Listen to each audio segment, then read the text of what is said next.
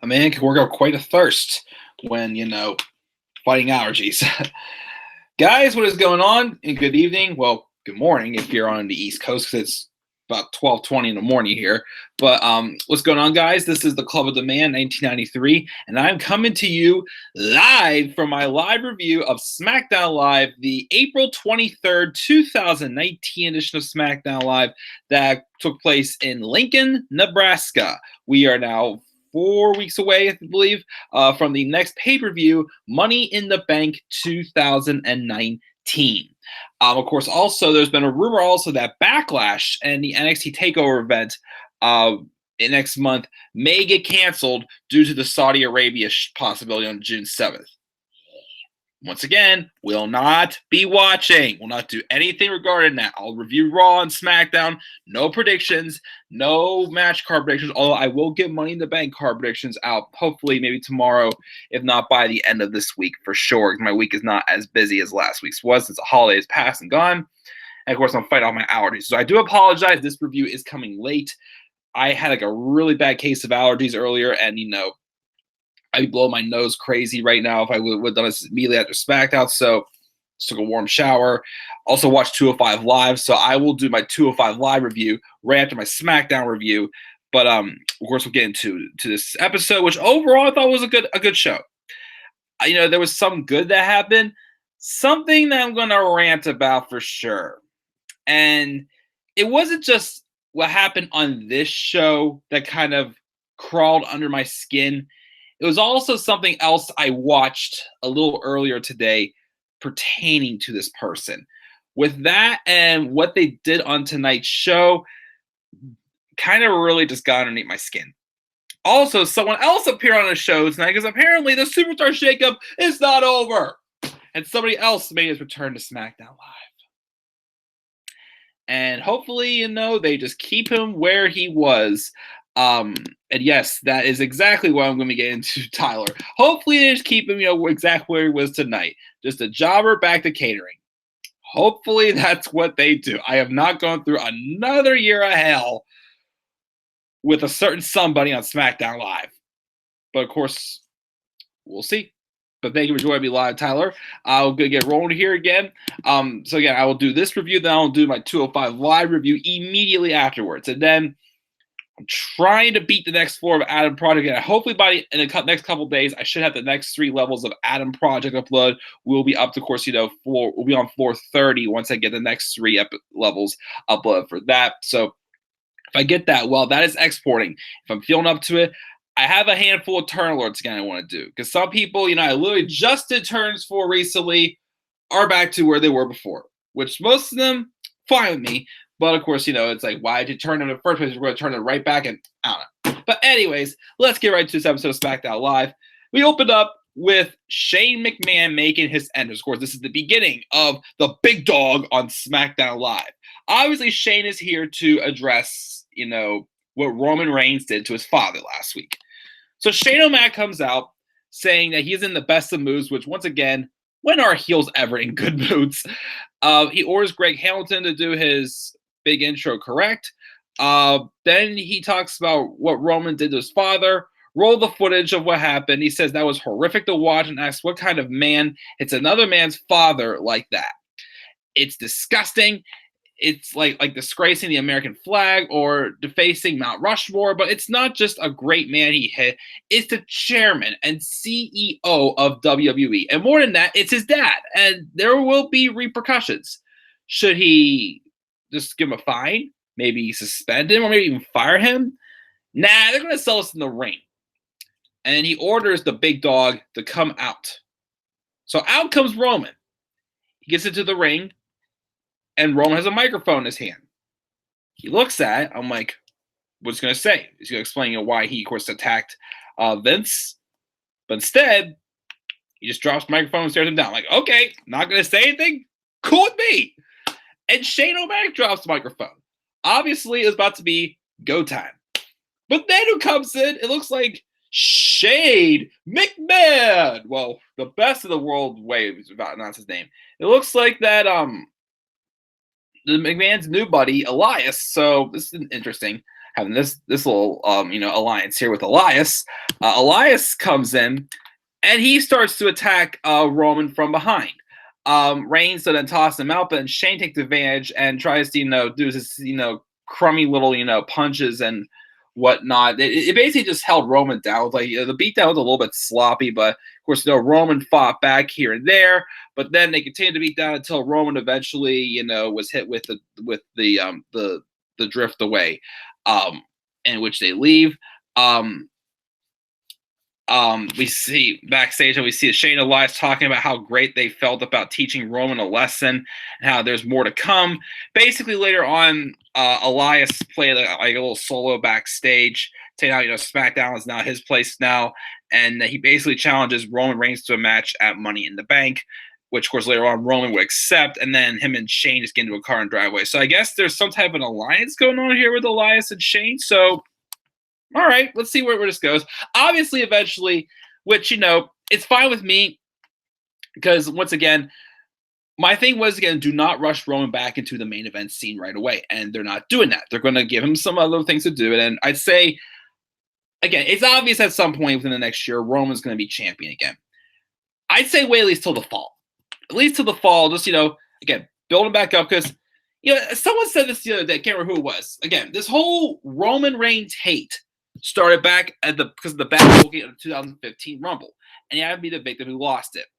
Well, right now, Daniel Bryan came back. He had a great title run, and other superstars have gotten their chances too.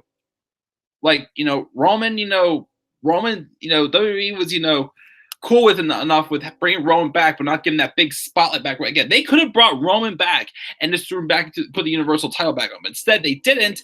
They gave him not a bad, but more so like, a cool down match. It still would have been nice to have seen Drew McIntyre get a win at WrestleMania. But since like the match didn't really do anything in the long run except just, give Roman a chance to get back into the ring one-on-one again at WrestleMania. So again, I'm trying to settle down on the Roman Reigns hate. Again, all I ask WWE is just book him right and things will be fine.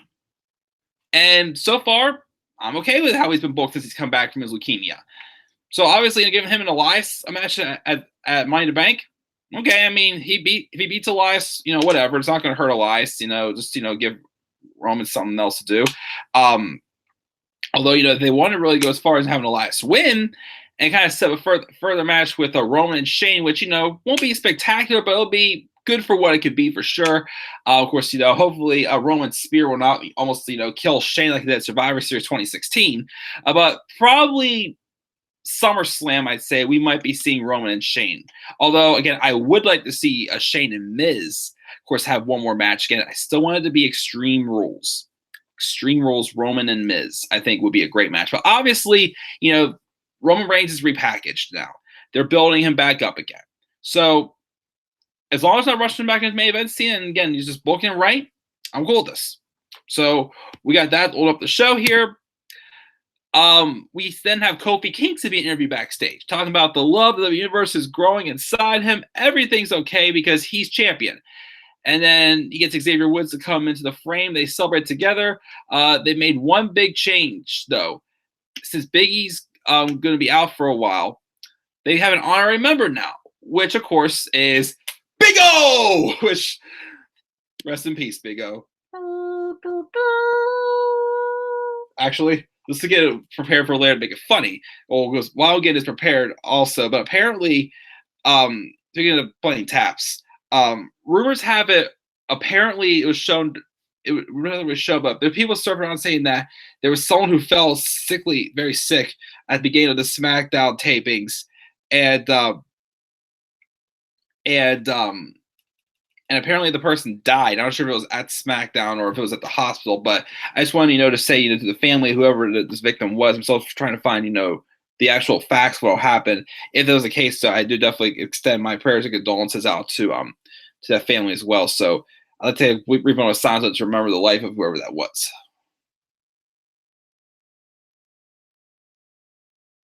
Thank you. But I just want to get that out there. I forgot to mention at the beginning of the video, but I have something to play at the end of this stream because definitely it'll be another rest in peace moment. This is something that's great.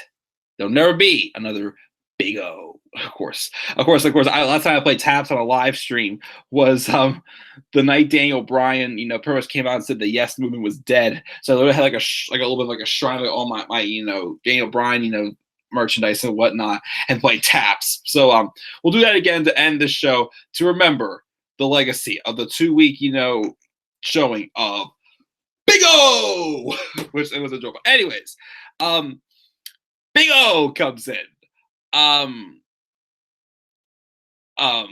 He leaps into the frame, says tonight's a big night, and asks Kofi if he's ready before saying he knows he's gonna win tonight and get his match against Shinsuke Nakamura.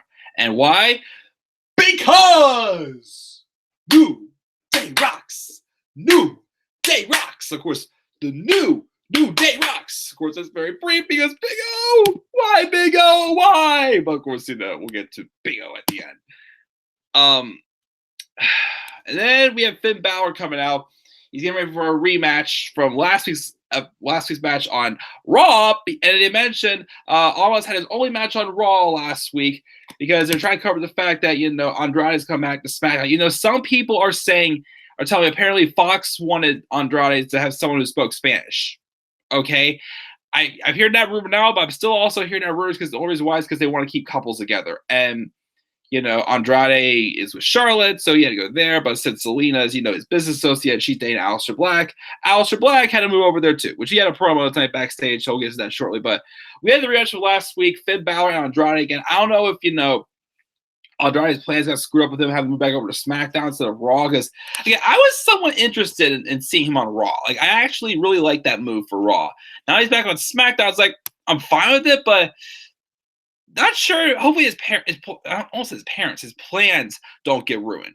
Because they had a pretty good back and forth match. I still like their match last week better. Of course, my favorite part was that corkscrew, a reverse sunset flip that he did outside the ring or whatever heck it was. But it was a pretty cyclical move. But not as long of a match as it was last week. But still a solid match.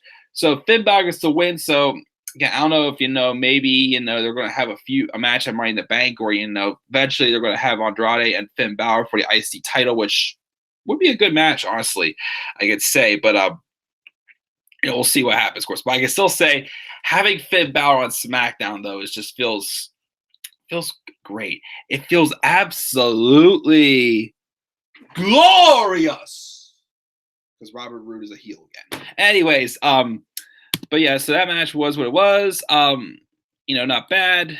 Just could have been a little bit better than the last week. But again, it's just a little confusing now since Andrade just randomly comes back to SmackDown. But then backstage, we get a clip from Fire and Desire. My gosh, why are they so freaking hot and black, especially Mandy? Well, Sonya's pretty decent looking too, but again, she's not straight, but Mandy. Oh man, I can't look at Mandy Rose without feeling happy inside. Anyways, before I go crazy here, they basically just put down Paige for not picking things back up with them, and picking Asuka and Kairi to manage as a tag team instead. So yeah, Paige and her new team of Kairi Sane and Asuka come out because Kairi's gonna have her first singles match on the main roster. Of course, now comes the Iconics. They came out, and Billy jokes about confusing Paige and Nick Fury, and Peyton Royce compares Asuka and Kairi Sane to the event unfavorably to the Avengers. Of course, apparently they couldn't pronounce Kairi's name at first, which is strange, but okay, you knew her on NXT. They come out and they basically just, blah, blah, blah. They blame last week's loss on Peyton being dehydrated, but this week she drank a whole gallon of water and she's ready to hand Kairi her first loss on SmackDown. Because once again, what are they? They are iconic. Well, then again, it's really starting to show that they're just blah, blah, blah, blah, blah, blah, blah, all talk. And again, I'm more and more regretting, the fact that, them winning the tag titles at Mania being a good idea because, again, it's made Sasha Banks unhappy. He's trying to pull a Neville now and sit out the rest of her contract so she can leave. She's not happy. And, I still kind of wish they would have never taken the tag titles off of Sasha Banks and Bayley, especially what they did with Bayley tonight. Of course, it could have been good if it went one little change to what with Bayley. Hey, we get that shortly. But Kairi Sane basically just squashed Peyton Royce and wins the insane elbow drop. And eventually, well, afterwards, Mandy and Sonya came out and just pretty much applauded them. Obviously, honestly, I mean, they might have a feud with, Asuka and Kairi before, Asuka and Kairi, fight for the tag titles. Like, I don't know if, they're going to have the Iconics, not wrestle like pay-per-view or what, but I'm pretty sure, Asuka and Kairi are going to be the next tag team champions. And, but obviously, I feel like either they should do it before, or I still feel they could do it after they win them. But I feel eventually we should have a feud with Asuka and Kairi and Fire and Desire for sure, since Paige's former buddies and Paige's new buddies, basically. So I feel like that is the plan in the works. So, but then, boy, one of my least favorite parts of the show, not to see the beatdown after, of course, this was fun, was fine with me. But of course, the entrance, I got terrible flashbacks when Jinder Mahal's music hit. Apparently now Jinder Mahal's back on SmackDown. I don't know why. I thought they were just moving Aleister and Andrade over to Raw, but apparently moving Jinder Mahal over to SmackDown. Who is Jinder Mahal dating on SmackDown? I don't know, but yeah, Jinder just ain't brought back on SmackDown, which I'm like, ugh. Supposed to have a match with Chad Gable, who's returned over to SmackDown. Guess he's going to be a singles competitor for now. Who knows? They'll team up with someone random again, and then, they'll do the same thing. Just, Chad they'll move to a different brand, and Chad will then be trash saying they will use 150 pounds of dead weight as it happens every single year. Just give this man a serious singles push or something. This man deserves it. But Chad Gable's back being a babyface. He's supposed to have a match with Jinder, and then out comes Lars Sullivan, basically, attacks him. And then he lays out Gable. He tries to go in to attack Jinder, but instead Jinder runs away, and he lays out the Singh brothers. R-Truth, though, came out and tried to, get his comeuppance on Lars before he did to last week, but instead he just got slammed instead before leaving. So, again, I don't know when Lars is going to have a match yet, but he just beat crap out people, looking like a dominating, intelligent monster. So fine with me. Of course, before that, we actually had the segment with Aleister Black backstage. He's seen in a dark room. Says, we know who he is, but do we know what he is?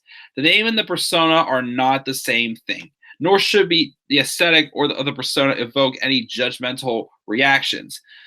But it does, doesn't it? In a few seconds he can't explain the complexities of his tragic character. But give it time, and he's sure the world we grew up in will have him condemned. Don't know what that means, but all right.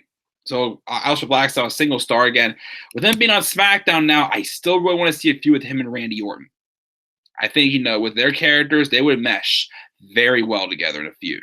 Maybe a SummerSlam match, maybe, or, just something, a little further down the line. I really would like to see a feud between those two. I think it would be really nice. But, yes, we got that.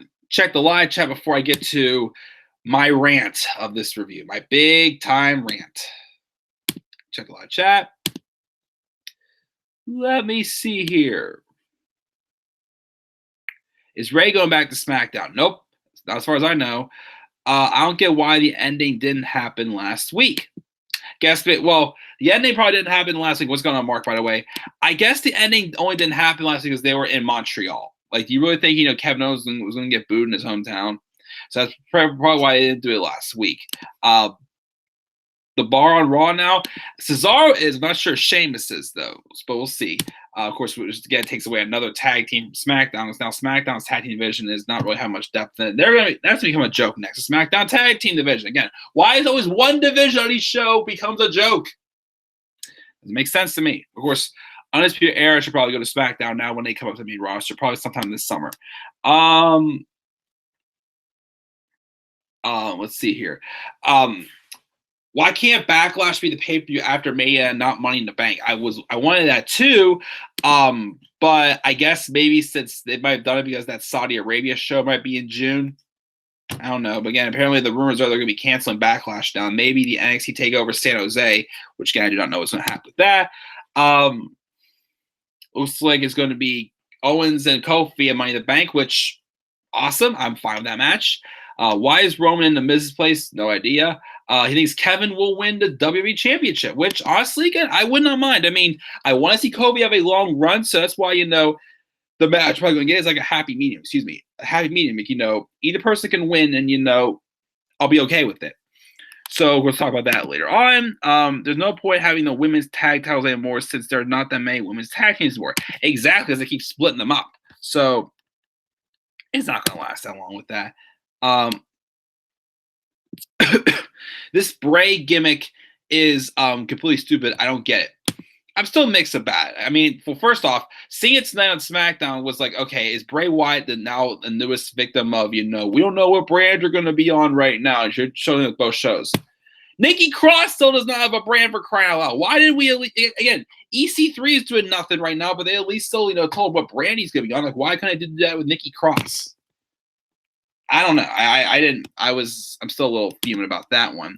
But yeah, I'm not too sure about, what's going to be going about this new game for Bray Wyatt. I'm like 50-50. I'm like, okay, I want to give it a chance. At the same time, just like, this still looks very childish to me. Like, too childish. Like, there's some people that, I feel, fit, like a gimmick for kids. I'm not sure Bray Wyatt's entirely that person. And also, think about this too. You can't say the word war. But you can have Bray Wyatt use a chainsaw and look like he's cutting off a person's head, basically. So you can look like you're trying to cut someone's head off, even though it's a plastic figure or a cardboard figure. But you can't say war. Hey Vince, war, the War Raiders. But now they're Viking Raiders, Viking Experience, whatever the hell they are. So again, I still want to see where this thing with this Bray Wyatt thing goes. Again, I thought it was Mr. Rogers, but some people were saying Blue's Clues. So I don't know. We'll see what's going to happen. We got H King 9879 saying go Big Red. Okay, can't believe Becky wants to fight twice in the same night. Figured out what's going to happen. I'm surprised Bayley's not sitting at home, especially after the results of that match. That was a really good match Bayley had tonight, and I really digging what Bayley's doing right now on SmackDown. But man, did she get ripped off tonight? We'll get to that shortly. When's Lars going to have his first match? Not sure. Apparently Jeff Hardy is injured. Yikes. I didn't hear about that. WWE's curse. I think so too. What's up, Jay? He said, I think Raw was slightly better than SmackDown this week in his opinion, which, no worries. Raw was a solid show, and SmackDown was too bad either. So, if you feel that way, completely fine. But thank you for joining me in the live chat as well. Always my friend. Thank you for stuff in the live chat, guys. Let's get, though, to my rant of the show. So the top of the hour, we have this thing where it's going to be the first time that Charlotte Flair and Becky Lynch are going face to face since their main event match at WrestleMania. I'm like, oh dear Lord. Now, earlier today, if I didn't have my allergies, I was going to do a Enzo Amore entrance because today's Tuesday night. I had dinner. I was on my own for dinner tonight since I still live with my parents, and I still live at my mom's home cooking. But since they had other things going on tonight, I was on my own for dinner. So what did I do? Tuesday night, Buffalo Wild Wings. It's buy one get one boneless. So I had some. Robbie, if you're in the live chat, I'm about to come here. Tonight I had some crispy, tangy, honey barbecue and parm garlic flavor with a side of French fries. And so that was my dinner tonight. But while I was eating my dinner, I pulled up that WWE Chronicle on Charlotte's journey from the Royal Rumble till WrestleMania. And honestly, watching this, I kind of hated it. And it kind of made me dislike Charlotte a little bit more. I mean, I like the fact that, the storyline, how, she keeps saying, any moment that she has in her career, reminds her of, how she wants to make her brother proud and whatnot. Which, I get that, and I respect that, especially, and that means a lot to her because it's something she would want her brother to see or whatnot. But of course, unfortunately, he passed away a couple days before last time WrestleMania was actually in New York, WrestleMania 29 and whatnot. So all that stuff was good, but the thing I could not stand though was it seemed like that she was battling around this whole idea that she gets handed a lot of opportunities. When she lost the women's Royal Rumble, like it was shown in there, she's acting like it was like the whole end of the world. It's like, Charlotte, come on, honey. You've won how many championship matches? You've been how many, great WrestleMania matches. Again, your first WrestleMania, you won the returning women's championship, making a statement with yourself and two other women who had just came to the main roster the previous summer and made a difference in this women's division. You deserve that. Yes, she lost WrestleMania 33, but I thought, the match WrestleMania 33 was a fatal four-way. It was all right. It was better than I thought it was going to be. Last year, though, she beat Asuka. Asuka went downhill. It was a great match there as well. And this year, you got to main event the show. And yes, the thing was it was not announced yet that was going to be the main event. It was not yet announced till like 2 weeks before WrestleMania that match was definitely going to be the main event. And she had her losing the Royal Rumble was the complete end of the world. But newsflash, a couple weeks later, you were just randomly inserted into the match because. And I didn't like how the vibe I got from the story is they're trying to make, Becky look like the bad guy with this. And it kind of, try to beat around the board, make Charlotte like some type of hero, which again, Charlotte Flair is talented. Charlotte has definitely, deserved the opportunities that she has gotten so far. But watching this, made me even, feel more like, I respect all Charlotte's done. We seriously need to back off on her and give someone else a chance. It's the same crap every single week with her now. Like, no offense, but she's starting to feel more, her booking is starting to get a little more, unmanageable to handle now, more frustrating to watch than Roman's, honestly, at this point. Again, Charlotte's talented for sure. I agree. Again, Charlotte deserves to be a multiple-time women's champion. She, I felt deserved, of course, to be in that main event spot, even though, again, they could have written her into it just a little bit better than they did, because, again, they made that story a lot more complicated. But same time, it's after watching that Chronicle episode and how they were kind of beating around the bush with her, just getting handed opportunities and whatnot, which, no offense, she has definitely been handed several of them on TV from the storyline, it looks like. And then to see what happened tonight, it just irked me. So Charlotte comes out, gets on a microphone. I was hoping, what I was hoping was going to happen was Charlotte basically going to say, Becky and I have been in the war, for months now. And I just wanted, at least show to sign respect, but just know that I will be back someday, basically, for her titles and whatnot. Something like that. Instead, we have Charlotte come out. It says 3 of the very best were in the main event of WrestleMania 35. Not just the women, but the very best in the business. Ronda, the baddest woman on the planet. Becky Lynch, the man. And the queen. Woo!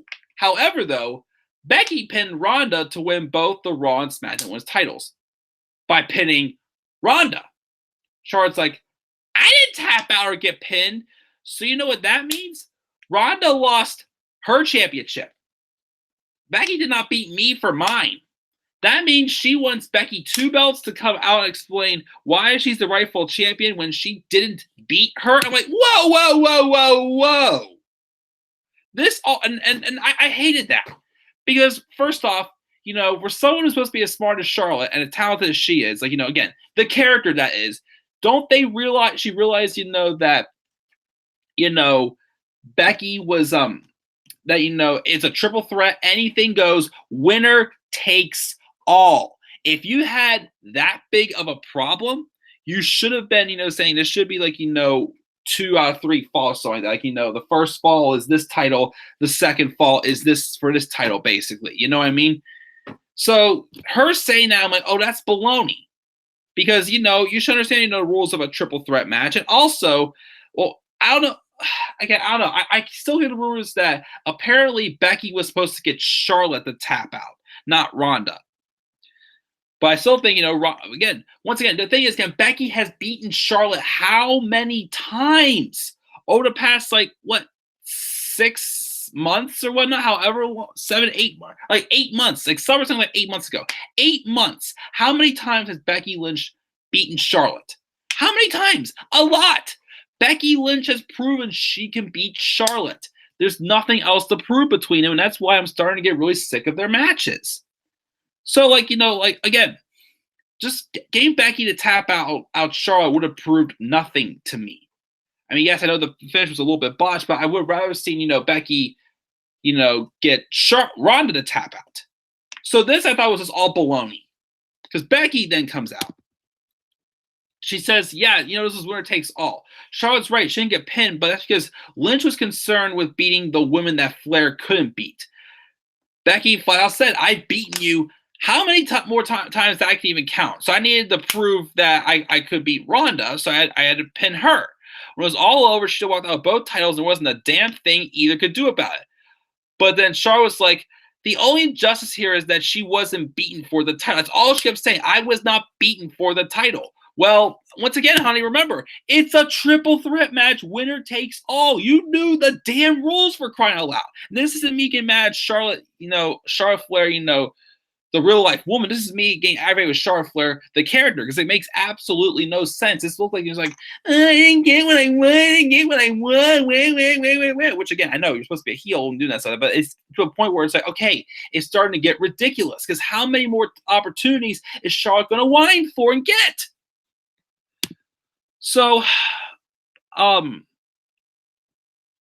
then Charlotte says about she thinks she's the one in Becky's head, because whenever her old what's-her-name knocks her out, Lacey Evans, all she will see is Charlotte Flair, which I'm like, you know what? Yeah, because she's exactly like you. Because I wasn't really bad. Probably last night. She's this. I had my blonde hair. I had my blue eyes. I had my big tits Vince loves. And you know what, Charlotte? I'm sorry, honey. Yes, you're talented. A lot more talented than Lacey Evans, but that's what Vince sees when he looks at you as well, honey. But I was hoping Becky would say have a comeback to that. But Becky says she owned Flair countless times and constantly comes out on top, and Flair's on her worst winning streak ever. So who's in whose head here? Charlotte says to the point about the streak, but says that Becky's got everything to lose, and so after she beats Lacey Evans, she's next in line to take it back. They didn't argue more. Becky says that she wants Charlotte to clear the way for people like Bayley, Mickie James, Ember Moon, so many other people, because she wants new opponents, but management won't untangle the two of them. And I'm like, exactly. So could be like, okay, maybe it's be something, saying that, we're going to be moving on to someone else here, and enough with Charlotte Flair, and Charlotte's about to put someone else over here. So who comes out? Bayley. Bayley comes out. And she says the Superstar Shake-Up is about fresh starts, but all she sees is a rerun. While Becky's lost count of how many times she's beaten Charlotte, Bayley can count how many times she's beaten Becky. Or Becky's beaten her. 0, which I believe Bayley did beat Becky a couple times in NXT. Charlotte then tells Bayley to get in the back of the line and pass her on the shoulder. But then Bayley just swats her away and says she could start earning her opportunities, so why not see who deserves it right now? Charlotte then was like, well, you're not worth my time. But then Bayley just swats the mic away. And we go to break, and we're made the match. So I don't know about you guys, but I mean, I don't think Bayley's – I'm not sure if they're going to really turn Bayley heel, or if they're just, just kind of, giving her a little bit of a different character. But I'm really liking this serious side of Bayley. I got to say, I mean, despite the fact she dropped the tag titles like kind of too soon, she's not happy. I feel Bayley is – one of the more improved stars this year. I feel like her in-ring ability's gotten better. Her promos have gotten better. And I'm really digging this series side. It's quite impressive. And I gotta say, it makes Bayley look quite hotter than she already is. But we had a match for the first time since probably 2017 of Charlotte and Bayley. I thought it was a very good match. And again, it may once again remind us how talented for sure Bayley is. Like, you can tell Bayley wanted this match. She is serious about, getting the title opportunity. And I'm like, you know what? If they do 2 matches, Charlotte and Lacey, okay. Becky and Bayley, and even if Bayley will win the SmackDown Women's Championship, I'm fine. I'm fine with that. But then during the match, there's a point where Bayley starts selling a knee injury. And I'm like, oh boy, well, hopefully this will be just like, one of those, comeback moments and whatnot. Nope. Instead, even though it was a tap out, Charlotte speared Bayley towards the end and got, Bayley and pinned Bayley. Charlotte is getting yet another freaking title opportunity, and we're getting another match with Charlotte Flair and Becky Lynch at Money in the Bank. Everybody say it's Becky versus two Charlottes. We're going to have Becky Lynch take on Lacey Evans, which Lacey Evans is nowhere close to being ready to being a champion. So if you want to give her a match, fine. Have Becky retain, though. That's all I ask. Have Becky retain and beat Lacey Evans. Because one, the moment that, Becky Lynch, drops, one of the titles, or always just the SmackDown one's title first, Becky's needed on Raw. Becky is more needed on Raw than on SmackDown. SmackDown has a lot of fresh depth. And yes, I'd like to see a few with, Becky Lynch and Bayley, or Becky Lynch and Ember Moon, and a few other people, I think, right now, Becky needs to stay on Raw because they need another big name on Raw, especially if Sasha Banks really is not going to be coming back anytime soon. So don't give the title yet to Lacey Evans. Now, of course, I don't want Becky to drop either one, because if Charlotte just takes the title back, then that WrestleMania moment is going to, feel not as strong, because, all they did was just, gave her the titles just to drop one right back to the Queen. I mean, yeah, eventually Charlotte could be champion again if they want to have her feud with, Ember Moon, have Charlotte and Ember Moon at WrestleMania, and Ember Moon beat Charlotte or something, or I don't know, maybe I would see that should WrestleMania be Asuka and Kairi Sane, maybe, since it's going to be like a pirate themed WrestleMania, be freaking awesome. But nope, once again, for the 12,000th time, we're getting Becky Lynch and Charlotte Flair. This should have been over. These two need to be as far away from each other. Move on from each other for now. It's driving me nuts. Why is Charlotte Flair getting yet another title opportunity? I swear, if they drop the SmackDown Women's Championship back to Charlotte, I'm gonna be pissed. Again, if it was Bayley, fine. Give it to Bayley. Something fresh. Keep Becky on Raw. Have her and Lacey still feud. I don't know. There's something more interesting maybe than that. But still, you're giving us the same crap we've been getting for the past 8 months, which I'm not saying it's crap because it's been good, but it's old. Becky's beaten Charlotte how many times? We know who the better man is. What's Charlotte going to do when it take the title back off? It's going to make the winner takes all stipulation look pointless. That was the case, and it should have just been just for the Raw Women's Championship, as it should have been. I mean, a great match. One of Bayley's best matches as a singles competitor in quite some time, but oh my goodness, I was just so mad when they freaking give Charlotte yet another opportunity. It's really getting old. Getting so old. But that's my end of that rant, guys. But yeah, that's the thoughts on that. Even though, once again, it was still, a pretty good match, but just hated the finish. Becky's backstage, though. She says holding both titles means pulling double duty. She thinks she's going to tap Lacey Evans before she even gets her gloves off, but she's not underestimating her competition. Just betting on herself, and at Money in the Bank, she's going to defend both titles and still walk out Becky 2 belts. We get a repeat again of the Firefly Funhouse segment with Bray Wyatt. Again, probably Bray Wyatt's now a superstar that they don't know which brand's going to be on Raw or SmackDown, but who the heck knows? Of course, we run down the current Money in the Bank card. Of course, so far we have AJ Styles and Shinsuke Nakamura. We have the two SmackDown, the two women's title matches, Bayley and Lacey Evans, and Bayley and Charlotte Flair. And then, of course, we have Roman Reigns and Elias. And then we get our main event. Kofi Kingston and Shinsuke Nakamura.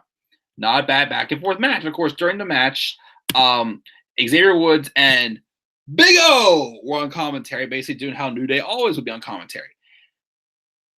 And I'm starting to think to myself, before Cesaro got moved over to Raw, I was hoping the reason why they kept having, Cesaro feud, been somewhat involved in like some type of like a tag team match feud with Kofi Kingston. I thought, maybe they'll give Cesaro a singles WWE title opportunity at Money in the Bank. Cesaro and Kofi Kingston. Cool with me. A good person to put over Kofi if Kofi wins. But if Kofi loses, he's dropping it to a worthy opponent. which is also the same thing I feel now with the most likely match going to happen at Money in the Bank, thanks to what happened in this match. Not a bad match happening. It's going on until the end. When Kofi hit the SOS on Nakamura, Rusev came running and goes, again, they're still tag team partners. I do not get why, but he beats down on him. And then, of course, in comes Xavier Woods and Big O to make the save. So they come in and they're trying to take them out.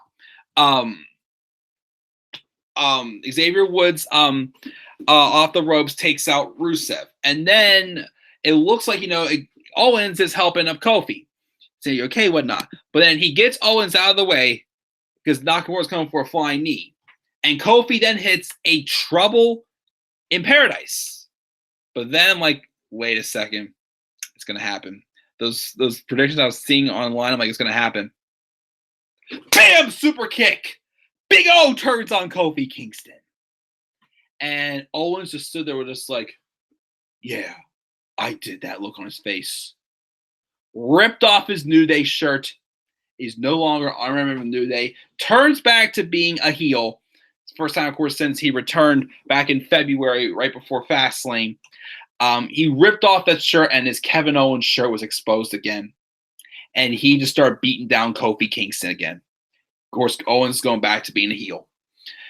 Just fighting him down. He goes and takes Kofi's championship and basically starts yelling at him, saying that I hope you and your kids had a good time because I am coming for this. Kofi gets fired up though and starts to fire back on Owens, but Owens, stomps the crap out of him in the corner. Xavier Woods tries to make the save, but only to eat an apron powerbomb himself. And then, obviously, Woods and Kofi stares down on Owens as he backs off, satisfied with the job he did. So Kevin Owens is the heel again. Of course, I will do the turn alert, either tonight or not sometime tomorrow, talking about this again. So we're going to get Kevin Owens and Kofi Kingston at Money in the Bank, which, awesome. I'm fine with it. Again, it's one of those matches, like, either way, I'll be fine. I want to see Kofi have, a good lengthy title reign. So if he beats Owens, that's fine. If Owens becomes champion again, fine by me. Of course, if Owens became champion, you know who he's going to be getting fed to eventually. Although probably after Roman feuds with Shane, we're probably going to go for SummerSlam, Roman Reigns and Shane McMahon. But we'll see what happens, of course, down the line. But again, I actually like to see that match. Kofi and Kevin Owens for the WWE title. Awesome. Let's go. So that's SmackDown, guys. Let's check the polls in the live chat before we go off the air and take a quick break before I do my 205 live review. 11 votes for a grade which you give SmackDown Live. We've got 11 votes. Again, 55% say A, 36% say B, and 9% say C. I'm going to give it a B. A B for SmackDown Live this week. And what shows you more? Raw or SmackDown Live. 50% say Raw, 50% say SmackDown Live. Both not bad shows this week. I got to give it the slight edge to SmackDown, though. But if you disagree, that's fine with me. But, of course, also before I check the live chat, let me do one more thing. Have a moment of silence real quick and play taps. And remember the legacy of Big O.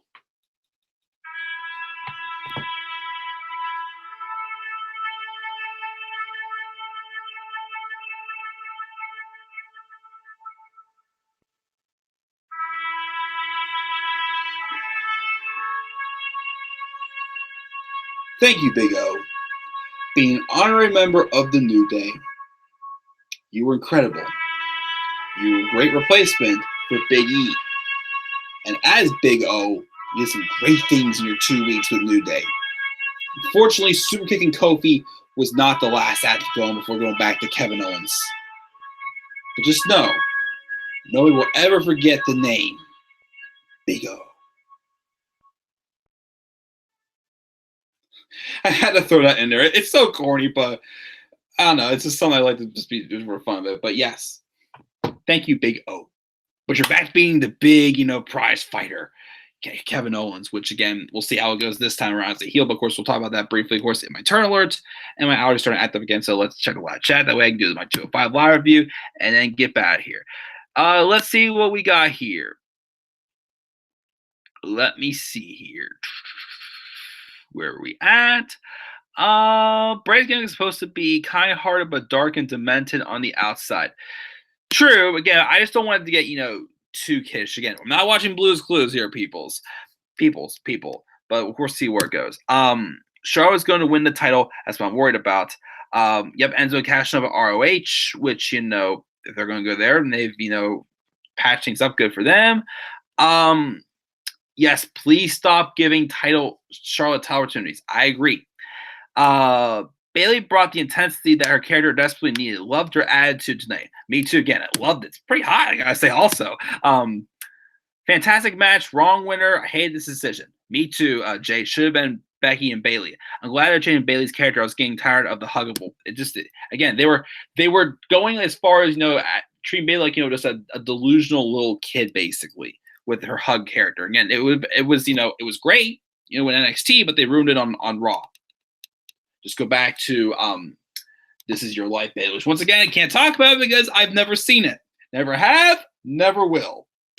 I really don't understand this decision. You had a fresh matchup handy with Bayley and Becky, but nope, they had to go with Charlotte versus Becky for the 73rd time in the last 8 months, which once again, there's nothing to prove because Becky's beaten Charlotte how many freaking times? I don't get why, but please, let Charlotte beat Becky at Money in the Bank. I hope, let Becky beat Charlotte. I'm tired of seeing Charlotte with the title. If Charlotte wins the title, I'm going to raid Titan Towers and burn the place down. Dang, it's hard to say, Jay, but I'm waiting for that match. Charlotte should not win a title at least for another year. Exactly. Be involved in a non-women's title feud or something. That bring back those. Again, that's one of the reasons why SmackDown Live was so good once the brand split happens, because we had non-women's title feuds. If they want to put Charlotte in a non-women's title feud, God bless us. It'd be awesome. But nope, she has to be in a title feud every single day. AJ and Seth at Money in the Bank should be good. That needs to be the main event of Money in the Bank. Again, I have wanted to see AJ and Seth ever since that 24 special when Seth Rollins talked about a match of AJ Styles at the age of 19 and how AJ would put him over again. I wanted to see that match ever since. That is my number one dream match. We're getting Money in the Bank. I can't wait to see that. Jay said, I wish the Big O thing went on a bit longer because it was a lot of fun, but I'm happy Kevin is back to doing what he does best, being an asshole or an a-hole. Oh, asshole, yes. Rest in peace, Big O for sure. Mark A. Smackdown AB as well. And that's going to be it for a live chat, guys. Guys, I'll be back here in just a few more minutes to do my 205 live review real quickly. Guys, I give SmackDown a B, slight more edge over Raw, but still, we're both, not bad shows as we get all. So, guys, once again, excuse me, Bert, what are your thoughts on 205 Live? Please leave your thoughts down. SmackDown Live. Leave your thoughts down in the comment section below. And be sure as always to click my like and subscribe or comment to my channel. Follow me on Twitter at DeMayor183. Make sure also check out my WrestleMania experience documentary as well. Description found in the description box down below. And I'll see you guys in a few minutes for my 205 Live review. So until then, guys, have a great night. I'll see you in 205 Live review. Peace out, everybody.